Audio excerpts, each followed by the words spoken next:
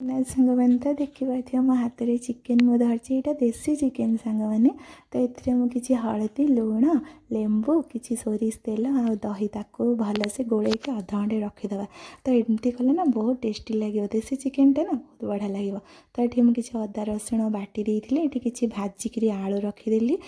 तेल टी चीनी गोटा मसला आ पिज अदा रसुण छेचा कि पकई आ बटा भी कि पकई आ कि टमाटर कंचा लंका आम जो गोल रखी चिकेनटा से चिकेनटा आम ए ढाईदे तापर भजा आलू तो मुझे लुण पकईलिनी कहीं आम से लुण पकईकी गोल से पकईलिनी। तो ये देखते सांग मैंने मो पु कहला मत मामा चिकेन दिया तो खाई लाइक कर शेयर कर तो ता भर सांग मैंने आम तरकारी झोल बढ़िया से होगला। ये आम टे धनिया पत्र आ गरम मसला तो घर तैयारी गरम मसला तो देखा सांग मैंने तरकारीटा केते टेस्टी तो अधा सरी जाइए देखते आउ के अच्छी।